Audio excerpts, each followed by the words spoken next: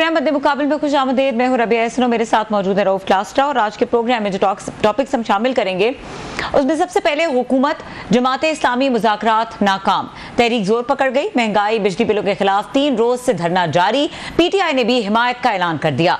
क्या IPPs के साथ मुआहदों पर नजरसानी हो सकती है? आम आदमी महंगाई से जान कैसे छुड़ा सकता है? इसके अलावा बात करेंगे बानी PTI की तोशाखाना केस में 10 दिन के रिमांड में तोसी। बानी PTI नैब हुकाम जज के सामने लड़ पड़े। नैब को जमीर फरोश कहने पर प्रोसिक्यूटर नैब सरदार मुजफ्फर अब्बासी सीख पा। बानी PTI और नैब प्रोसिक्यूटर में दौरान समात किस बात पर तल्खी हुई, इसकी डिटेल्स आपके साथ शेयर करेंगे। इसके अलावा बात करेंगे सेनेटर हामिद खान ने फवाद चौधरी, शेर अफजल मरवत और शेख रशीद पर प्लांटेड होने का इल्जाम लगा दिया। फवाद चौधरी और शेख रशीद ने इमरान खान को असम्बलियां तोड़ने पर मजबूर किया। शेर अफजल मरवत किसी और मकसद के लिए जमात में आया था। हामिद खान के संगीन इल्जामात। और इसके अलावा बात करेंगे भारत में 58 पाकिस्तानियों को सजाएं सुनाए जाने का बड़ा इंकशाफ। 214 का भारतीय अदालतों में ट्रायल जारी। बैरून मुमालिक कैद पाकिस्तानियों की तादाद 29,000 से बढ़ गई। मुख्तलिफ मुमालिक में 22,000 से ज्यादा पाकिस्तानियों को सजाएं सुना दी गई। 6,500 से ज्यादा का ट्रायल जारी। सऊदी अरब में 8,734, दुबई में 3,300, अबू धाबी में 5,292, बरतानविया में 330, अमेरिका में 44, जर्मनी में 78 पाकिस्तानियों को सजा। किस मुल्क में कितने पाकिस्तानी किस जुर्म में कैद हैं, ये तमाम डिटेल्स आपके साथ आज के प्रोग्राम में शेयर करेंगे। और डिस्कशन के लिए हमें ज्वाइन कर रहे हैं सीनियर सियासी तज्जियाकार हफीजुल्लाह न्याजी साहब। उनको वेलकम करेंगे। अस्सलाम वालेकुम हफीजुल्लाह न्याजी साहब। अस्सलाम वालेकुम हफीजुल्लाह न्याजी साहब।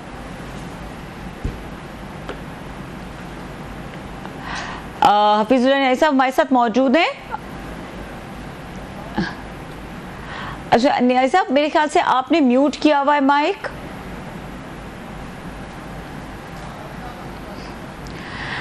अच्छा हफीजुल्लाह न्याजी साहब हमें ज्वाइन कर चुके थे क्लास साहब, लेकिन मेरे ख्याल से वो कुछ टेक्निकल जो भी मेरे ख्याल से म्यूट किया हुआ है उन्होंने। सो हम जाहिर है उनसे जो बात करेंगे तो हम पहले तो बात करेंगे ये जो पॉलिटिकल सिनेरियो चल रहा है, ख़ास तौर पे वीकेंड आ गया था, लेकिन ये डिस्कशन हमारी रह गई थी कि कुछ मैसेजिंग हो रही है बड़ी इंपॉर्टेंट। लास्ट प्रोग्राम में भी हमने बात की थी। अब ये मैसेजिंग हो रही है बानी PTI की तरफ से, हो रही है बज़ाहिर इस्टेब्लिशमेंट को। इस कम्युनिकेशन से हो क्या रहा है? कोई आइस ब्रेक हो रहा है? कभी उमर अयूब आके बयान देते हैं, कभी अलीमा खान बयान देती है। न्यूट्रल की डेफिनेशन कभी बानी PTI जो है वो बताते हैं कि न्यूट्रल क्या होता है। सो क्या होगा, कोई आइस ब्रेक होती नजर आ रही है? लास्ट वीक में ये वीकेंड में प्रोग्राम नहीं था तो मैंने अपना एक वीलॉग किया, तो मैंने उसमें इमरान खान साहब के बारे में एक अपनी reading the. Thank you very much कि खान साहब ने मुझे झूठा नहीं होने दिया। मेरी रीडिंग ये थी कि जब उन्होंने उमर अयूब खान साहब के ज़रिए उन्होंने मैसेजिंग की, उन्होंने सिपह सलार कहा और उन्होंने जी कहा जी मैसेज है उनके लिए गैर सियासी हो जाएं, फलान हो जाएं। फिर उसके बाद अलीमा खान साहब आई, उन्होंने कहा जी कि इमरान खान साहब ये कह रहे हैं, दरख्वास्त है। उसमें मेरी रीडिंग ये थी, मैं कि खान साहब का ये खामोश रहने का ना, किसी को जब ऑफ़र करते हैं ना इस तरह की, तो उनका उसके बाद मतलब इंतज़ार करना या चुप रहने का जो उनका मिनिमम उनका वेट टाइम है वो मैंने कहा 24 घंटे है, मैक्सिमम उनका 48 घंटे। इससे ज़्यादा अगर मैं इस दफ़ा अगर खान साहब थोड़ी सी हिम्मत दिखाएं और थोड़ा सा स्टेमिना इंक्रीज़ करें, तो अगर 72 घंटे तक वो खामोश रहे और उन्होंने कोई इसका रिएक्शन ना दिया, इंतज़ार किया कि जनाब कि मैंने अलीमा खान साहबा के ज़रिए, उमर अयूब के ज़रिए मैंने पैगाम भिजवाया है, ओपनली पूरी दुनिया ने सुना है, मुल्क ने, तो अब वहाँ से GHQ से या मतलब उस एस्टेब्लिशमेंट इसका क्या रिस्पांस देती है, क्या रिएक्शन आती है। तो मेरा ये था कि खान साहब को वेट करना चाहिए। बाज़ दफ़ा अगले भी देख रहे होते हैं कि खान साहब नहीं किया, बज़ाहिर तो ये लग रहा है थोड़ा पेशेंस ब्रेक होता हुआ नजर आ रहा है। मेरा यही था, मैंने कहा जी वो ज़्यादा से अगर मिनिमम उनका 24 घंटे का स्टैमिना चुप रहने का, ज़्यादा से ज़्यादा 48 है। 48 के बाद वो मैं 49 आवर नहीं होने देंगे, उससे पहले कोई ना कोई बात कर देंगे and they will be back to square one. ठीक है, क्या सब हमें न्याजी साहब ज्वाइन कर चुके हैं, उन्हें वेलकम करेंगे। अस्सलाम वालेकुम हफीजुल्लाह न्याजी साहब। वालेकुम सलाम जी। हफीजुल्लाह न्याजी साहब बहुत शुक्रिया, आपने हमारे लिए वक्त निकाला। सो हम बात कर रहे थे बेसिकली, जो सवाल मैंने आपसे पूछा था मैंने क्लास साहब से कर लिया क्योंकि उनका भी बड़ा इंटरेस्टिंग एनालिसिस है इसके ऊपर। ये बताएं, ये जो मैसेजिंग हो रही है डयाला जेल से बानी PTI की जानिब से और कहा जा रहा है कि मैं एस्टैब्लिशमेंट को दरख्वास्त करता हूँ, कभी उमर अयूब के थ्रू, कभी अलीमा खान के थ्रू, कि गैर सियासी हो जाए एस्टैब्लिशमेंट और हमें लड़ाने की कोशिश की जा रही है और न्यूट्रल हो जाएं, तो इस मैसेजिंग को किस तरह से ले रहे हैं आप? और इस मैसेजिंग से कोई आई स्मेल्ट होती भी नजर आ रही है? मेरे बहुत बहुत शुक्रिया जी। मेरा तो ख्याल है कि उसमें से खासी हद तक हवा निकल चुकी है कि खान साहब का जो आज का बयान है, तो वो फिर उसी जगह पोजीशन पे आस्ता जा रहे हैं। उन्होंने आज जो स्टेटमेंट दी है, तो वो लगता है कि जो एस्टेब्लिशमेंट ने उनको पिछले 1-2 दिन पहले जवाब भिजवाया है, वो इंतहाई मायूस था। मेरे तो जो इतलात हैं जाती, उसके मुताबिक तो एस्टेब्लिशमेंट ने कहा कि आप हमारी तरफ कोई पैगाम भिजवाने से पहले कौम के सामने अपनी गलती तस्लीम करें और फिर पूरी कौम से उसकी माफी मांगे। यानी कि ये नहीं कहा कि जो उसके बाद हम आपसे कोई मामला करेंगे, बल्कि उसके बाद फिर आपसे कोई बात हो सकती है, या फिर आगे मामले के उस माफी के बाद आया कोई आगे कैसे चलेंगे। तो ये तो एक बड़ा एक डिस्करेजिंग चीज है, जिसमें आप पहले से कंडीशन लगा दी। उन्होंने बड़े सख्त जवाब दिया ने खान साहब को पहुंच दिया। तो इसलिए आज वो कह रहे थे जी कि मैं तो क्या करता, उन्होंने खुद ही ये सारा काम किया है, हमने तो उसे पुरअमन एहतजाज किया था, और ये एस्टेब्लिशमेंट ये है कि जिसने पुरअमन एहतजाज को जो है वो एक इन सो मेनी कोर्ट जो है मलफूफ अल्फाज में एस्टेब्लिशमेंट ने उसको जो है वो वायलेंट कर दिया या उस पर वायलेंस आ गया। सो फीजर साहब, आप ये कह रहे हैं कि वो जो क्लास साहब भी ये बात कर रहे थे कि वो इस तरह की कोई भी एफर्ट करते हैं, उसके बाद फिर दोबारा कोई ऐसा बयान जल्दी से दे देते हैं जिसकी वजह से वो वाकई वापस उसी सिचुएशन में आके फंस जाते हैं। सो अगर अब अलीमा खान के बयान की बात करें, जो उन्होंने आज बात की, उन्होंने भी यही कहा कि, और अगेन ऐसे ही लग रहा है कि जैसे वो जो सॉफ्ट मैसेजिंग हो रही थी वो नहीं हो रही एनी मोर। उन्होंने कहा कि ये तो बाहर निकलते हुए नजर नहीं आ रहे बानी पीटीआई, और उनको डील ऑफर की जा रही है, लेकिन वो कहते हैं कि मैं डील नहीं करूंगा, वो किसी जरूर डील करने वाले नहीं है। तो आप ये कह रहे हैं कि उनको कहा जा रहा है कि आपसे बात ही नहीं हो सकती, वो कह रही है कि उनको डील की ऑफर। अब लोगों को समझ नहीं आ रही कि कौन किसको डील ऑफर कर रहा है और कौन बात नहीं कर रहा है। मैंने तो बिल्कुल जो जिसको कह रहे हैं कल के प्रोग्राम में एग्जैक्टली कोट एंड कोट जो एस्टेब्लिशमेंट ने पैगाम भेजा था, वो एक 2 टीवी प्रोग्राम में मैं आया हूँ, उन्होंने बता दिए, और उसके अंदर कोई ऐसी चीज नहीं थी कि जिसके अंदर जो डील वाली बात हो। एस्टेब्लिशमेंट ने तो टोक बात की है कि आप एक इंतशारी टोल हो, आपने रियासत को बहुत नुकसान पहुंचाया है, रियासत के खिलाफ आप लोगों ने जो कुछ किया है, और जिस तरीके से आपने प्रोपेगेंडा किया है, और ये पाकिस्तान के जो दुश्मन हैं उनसे भी आप उससे भी कहीं ज्यादा आपने आगे निकल गए हो। और फिर आखिर में उन्होंने 2 लफ्ज कहे हैं कि या आप अपने पहले जो कुछ किया है उसको खुलेआम कौम के सामने तस्लीम करें, और उसके बाद जो है कौम से माफी मांगे, फिर हमारे पास आए। तो मेरा ख्याल है कि खान साहब शायद उससे मायूस हुए हैं।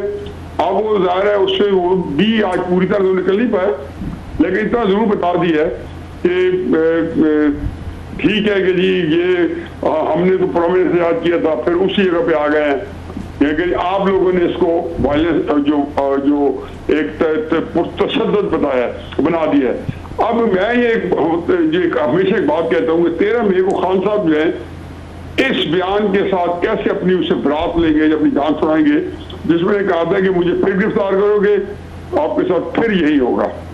तो मेरा ख्याल है कि इमरान खान साहब जो है वो खुद कंफ्यूज हैं, उनके पास चूंकि इतनी वो जो हिकमत अमली है वो उसकी कोई कॉम्प्रिहेंसिव नहीं है, एक जामी हिकमत अमली नहीं है, तो इसलिए वो कहते हैं ना कि ब्लो कोल्ड ब्लो हॉट, तो वो फौरी रिजल्ट आते हैं, नहीं मिलता, मायूस हो जाते हैं, क्योंकि उनका कोई लंबे जो एक होता है कि स्पैन के लिए कोई प्लान नहीं है, कोई फिक्सेस चाहते हैं वो। जी बहुत शुक्रिया आपका खान साहब, आपने ज्वाइन किया। मेरी भी ये रीडिंग थी, मैंने भी लास्ट वीकेंड कहा था, जब पहले तो उमर अयूब साहब के ज़रिए उनका पैगाम आया, उन्होंने सिपहसालार भी किया, तो मैंने ये कहा था मैं कि 24 घंटे है खान साहब का, मैं कि मिनिमम खामोश रहने का उनका स्टेमिना, अगर वो किसी को इस तरह की मैसेजिंग करें, या ज़्यादा से ज़्यादा वो 48 घंटे तक वेट कर सकते हैं, 48 के बाद अगला घंटा वो इंतज़ार नहीं करते और दोबारा उसी तरह का मतलब सख्त बयान दे देते हैं। सो मेरी रीडिंग भी यही थी कि दोबारा वो कोई सख्त बयान दे देंगे, वेट किए बगैर के कोई 3-4 दिन हफ्ता है कि उनको इंतज़ार करना चाहिए। जनरल अगेन उनका आसिम मुनीर साहब के जवाब का अगर आपने पैगाम भिजवाया भी है, अभी आप कह रहे हैं कि सर के, और आज खान साहब ने फिर जैसे आप भी कह रहे हैं कि दोबारा वो पैगाम आ गया है कि वो बैक टू स्क्वायर वन, अभी आप कह रहे हैं कि खान साहब को कहा गया है कि माफ़ी मांगे पूरी कौम से। आप जानते हैं उनके कज़न हैं, उनके बहनोई हैं, आप मतलब ऑलमोस्ट आप एज फेलो भी हैं, इतना सा इकट्ठे रहें, आपका क्या ख्याल है कि इमरान खान साहब माफ़ी मांगेंगे एक कौम से या GHQ से, या हमारी इस्टेब्लिशमेंट से? मेरा ख्याल मतलब मुझे एक बड़ी स्ट्रेंज चीज़ है कि इमरान खान साहब के जो जनरली जो उनका लाइफ स्टाइल था, जो उनका एक अपने आप का जो कंडक्ट था, उनका जो पर्सनैलिटी का, वो तो वो बड़ा था कि उन्होंने अपनी टर्म्स पे सारी जिंदगी गुजारी है। लेकिन जब सियासत में आए तो एस्टेब्लिशमेंट के साथ स्टार्टिंग फ्रॉम मुशर्रफ, उससे पहले भी जब उनके थोड़े बहुत कॉन्टेक्ट्स होंगे जनरल हमीदपुर के साथ, और फिर वो खुद उन्होंने इंडिपेंडेंट तरीके से पार्टी बना ली उनसे अलहदा होके, और कुछ जो वर्किंग थी उनके साथ मिलती हुई थी। तो एक बड़ी स्ट्रेंज चीज है, एस्टेब्लिशमेंट के सामने वो इस तरीके से ले जाके मिलते हैं। ये नहीं कि बिल्कुल लेट जाते, अपनी बातें भी करते हैं। मतलब आप इसकी मिसाल दे दें कि जनरल बाजवा साहब के साथ इतनी लड़ाई के बावजूद, और उनको गोलियां भी लग चुकी थी, और फिर गोलियों के बाद मेरा ख्याल है पति मुलाकात ये नहीं कहती, लेकिन उन्हीं दिनों में सितंबर अक्टूबर में अलवी साहब के साथ 2 मुलाकातें की। बाद लोग क्लेम करते हैं कि 3 मुलाकातें थी, एक सेफ हाउस में हुई थी, लेकिन अलवी साहब के साथ जो मुलाकातें हुई, मैं तो फ्रॉम हॉर्सेस माउथ सुन चुका हूँ कि खान साहब एक जिसको कहना चाहिए कि अलवी साहब के सर पे सवार थे कि मेरी मुलाकात कराओ। और बाजवा साहब बड़े जो कभी भी इमरान खान साहब के साथ इंसल्टिंग नहीं थे या उनको एक तौहीन आमेज तरीके से नहीं हैंडल किया, उन मुलाकातों में किया। और पहले ही उन्हें कहा आपको क्यों क्या दिलचस्पी मेरे से मिलने की, आप तो मुझे मीर जाफर भी सादिक कहते रहे हो। तो खान साहब ने वहां अपोलोजाइज किया, मैंने कहा मेरा कहते हैं वो मेरा बिल्कुल मतलब और था, मैं तो शहबाज शरीफ को नवाज शरीफ को कहता था, मतलब खान साहब ये समझते हैं कि जो मैं कहता हूँ अगला बंदा मैं मान ले, जो कि लोग नहीं मानते, और यहीं पर खराबी होती है। फिर उसके बाद जरा आसिम मुनीर के बारे में अलवी साहब के साथ स्ट्रेटेजी यही की थी, जो उन्होंने तो कहा था मैं और अलवी खेलेंगे। उसके 2 ऐसे थे, पहले से तो ये है कि अलवी साहब जो है नोटिफिकेशन नहीं करेंगे और एक कैओस क्रिएट करेंगे, और दूसरे से ये था कि अलवी साहब नोटिफिकेशन जो है वो इमरान खान उसको अनाउंस करेंगे। तो अलवी साहब लाहौर है, फिर आपको पता है कि अनाउंस अलवी साहब ने किया, और फिर इस्लामाबाद में प्रेसिडेंट हाउस से आलिम खुद लाहौर बैठे थे, और वहां से अनाउंस हो गया। तो उसकी कहानी भी यही है कि इमरान खान साहब बस बार बार कहते थे कि आसिम मुनीर साहब से मेरी बातें कराएं, मैं उनको ये मुबारकबाद दूं। आसिम मुनीर साहब ने जो है इससे इनकार कर दिया, मुझे तो नहीं पता, ये आसिम मुनीर साहब जानते, इमरान खान साहब जानते जो है मैं बात कर रहा हूँ, तो इसकी नफी आ जाएगी। कह देंगे कि आसिम मुनीर साहब को अलवी साहब ने नहीं कहा जी, खान साहब चाहते हैं कि वो खुद अनाउंस करे और खुद आपको मुबारकबाद दें। फिर फरवरी मार्च 2023 के अंदर इसी तरह खान साहब ने बड़ी तकदो के साथ अलवी साहब के को फिर लाहौर बुलाया, फिर कहा मेरी बात करो, और अगले दिन फिर बयान दे दिया कि मैं जब फोन करता हूँ मुझे मेरे तो फोन नहीं सुनते, फोन से मेरे से बात नहीं करना चाहते। आपने की नजर से भी वो बयान गुजरा होगा जो मार्च में उन्होंने 2023 के अंदर दिया था। तो एक अजीब गरीब सूरत हाल है। मेरा ख्याल है कि बस किस्मत की देवी जो है खान साहब से किसी कई और लिहाजों से बड़ी जो थी वो मेहरबान थी, और उसमें यह था कि जनरल बाजवा साहब उसने बहुत ही एक गलीज गेम खेली, और उन्होंने खान साहब को एक स्पेस दी, जिंदा रखा, और शहबाज शरीफ साहब की और पीडीपी की हुकूमत का या तंग रखा ताकि वो रिजाइन करें, घर जाए, निगरान बनाए, और मैं अपनी मर्जी से अपनी एक्सटेंशन खुद लूं, और सुप्रीम कोर्ट में 5 जजेस भी अपनी मर्जी के लगवाऊं। वो तो अल्लाह की अपनी स्कीम था गए, लेकिन ये बाजवा साहब अगर वो 5 महीने 10 अप्रैल से 29 नवंबर तक खान साहब की हिफाजत ना करते, या माशरा लगाने के लिए वैसे शरीफ बेचारा शहीद हुआ, इमरान खान साहब बेचारों पे जो है एक कातलाना हमला हुआ ऐसा तैसा, अब वो सारी वजह यही थी कि माशरा लगाना चाहते। तो ये बड़ी चेकर्ड सारी स्टोरी है। थोड़े अरसे के अंदर मेरा ख्याल है कि कई प्रोग्राम भी मुकम्मल नहीं हो सकते, बार बार इन बातों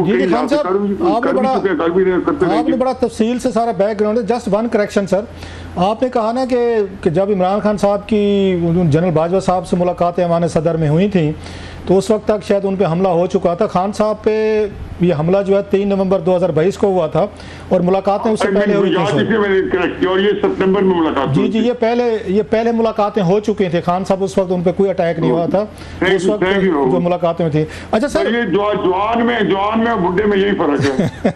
नहीं सर, वो अंडरस्टैंडेबल था कि खान साहब जरा गोलियां लगी हुई होती, वो उसके बाद तो खान साहब जो हैं वो प्लास्टर के साथ वो तो चल नहीं सकते थे सर। पता चलता कि जाना पड़ा। नहीं सर, बहरहाल ये तो अपनी जगह पे सर।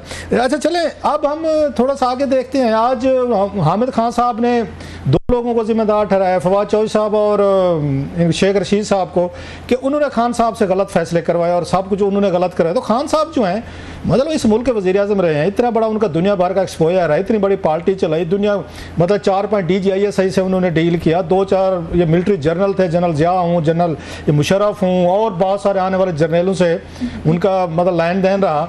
इतने भोले थे कि फवाद चौधरी साहब और शेख रशीद ने उनको भोला बना दिया और खान साहब को पता ही नहीं चला और वो यूज़ हो गए, इस्तेमाल हो गया है। और आज हामिद खान साहब ने सारा बर्डन जो है उन्होंने फवाद चौधरी साहब और शेख साहब के कंधों पे डाल दिया, खान साहब को क्लीन चिट दी थी। आप एग्री करते हैं इस बात से कि जनाब सारा कसूर फवाद चौधरी साहब का और ये उनके शेख रशीद का है सर? खान साहब का कोई कसूर नहीं है? मैं इस मामले में तो मैं जो मेरी फिक्र है उसमें तो मैं किसी लीडर को ये माजा नहीं देता हूँ सर। फला कोई बेनजीर को सरदारी खराब कर गया जी, नवाज शरीफ साहब को जी फलां कर गया जी, फलां जो जिसने जुराइम है जी। खान साहब के यहाँ घर के लोग ठीक नहीं थे, मैं खान साहब ने कभी जिंदगी में नहीं किया, मैं सारा यही कहता हूँ। अब आपके तरीके वारदात की रॉबिन हुड की तरह हो या किसी ऐसी की तरह हो कि आपकी आउटसोर्सिंग हुई हो चीजों की, ठीक है।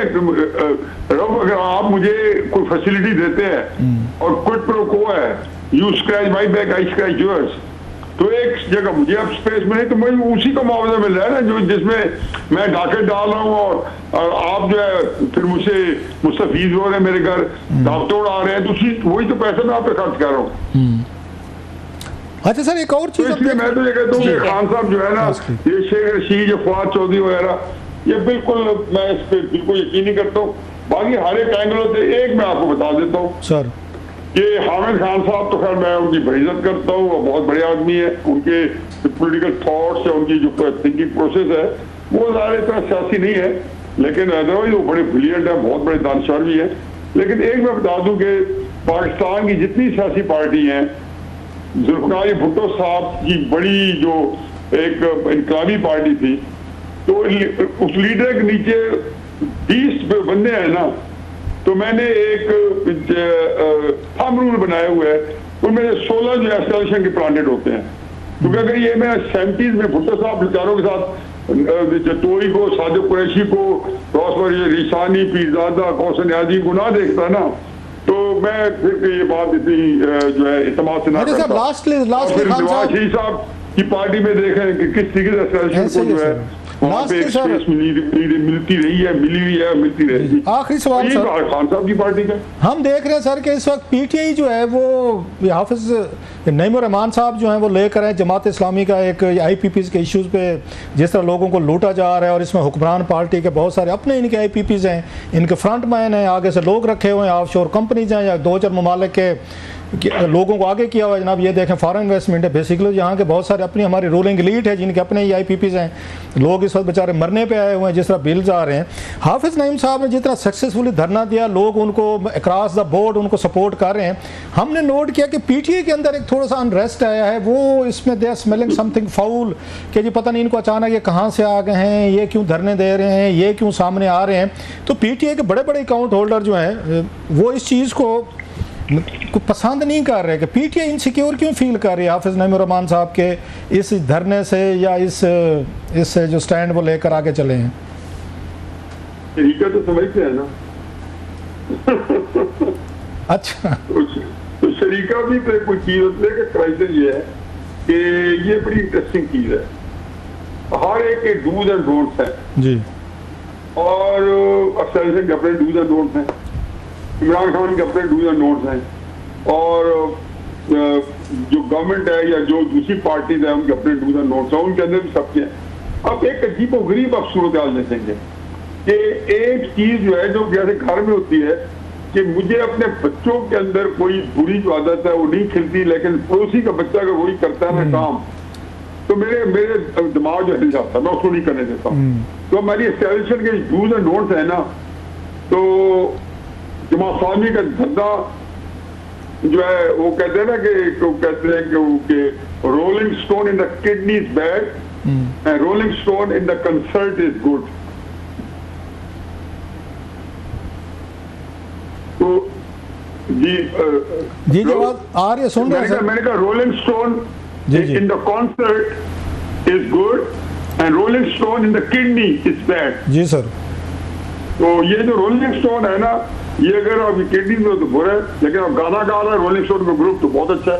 तो एस्टैब्लिशमेंट को कुछ रोलिंग स्टोन अच्छे लगते हैं, कुछ रोलिंग स्टोन बुरे लगते हैं। बड़ी गहरी बात की आपने। मेरा ख्याल है कि हो सकता है कि जब आसामी का बड़ा अच्छा कदम है, मैं तो बड़ा पिक्चर कर रहा हूँ, तो बड़े धार्मिक लीडर मिले हैं, लेकिन उसका एक फायदा तो हुआ है ना कि 3-4 दिन कम से कम इमरान की खबरों से तो एस्टैब्लिशमेंट को निजात मिली है ना। नहीं मतलब वो कहते हैं कि एक मसला पैदा हो गया, अगर मिकावली के हवाले से कोट किया जाता है if I am not wrong, तो उसने अपने प्रिंस को मशवरा दिया था कि एक बहुत बड़ा मसला पैदा हो गया है, तो उससे बड़ा मसला पैदा कर दो, अवाम उसके पीछे लग जाएगी। Sir that's what you want to say. चले सर जी।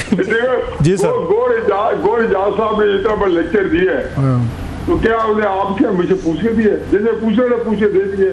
चलो खैर उनका वो क्या कहते हैं गोल तो मतलब पॉजिटिव है, लोग तो अप्रिशिएट कर रहे हैं कि जनाब IPPs अगर इतने बड़े डाके मार रहे थे, पैसा बना रहे हैं और ज्यादा रूलिंग मैं तो यही कह रहा हूँ ना, ये एक देखो इश्यू तो बहुत पॉपुलर इशू है सर। गोरे कैबिनेट के साथ होते ना 6 महीने और IPP पे एकदम ही उनकी जुबान ही खुली, तो मैं क्या मान लूं। चलो इस पे आपसे बहस हम करते रहेंगे सर, किसी तफसील से इस पे गप मारेंगे sir IPP। Thank you brother. Faizul Anis साहब हमारे साथ मौजूद थे। जी बहुत शुक्रिया हमें ज्वाइन करने के लिए। और यहाँ पे वक्त हो रहा है ब्रेक का। ब्रेक के बाद ताज साहब से उनके व्यूज जानेंगे रिगार्डिंग ये जो हामिद खान साहब ने स्टेटमेंट दिया है और सारा का सारा इल्जाम उन्होंने डाला है फवाद चौधरी पे, शेख रशीद पे, शेर अफजल मरवत पे कि ये प्लांटेड लोग हैं और यही गलत मशवरे देते रहे माजी में। इसका बैकग्राउंड क्या है और ये बात इतनी ही सिंपल है या ओवर सिंप्लीफाइड लग रही है? ब्रेक के बाद डिस्कस करेंगे, हमारे साथ रहिए।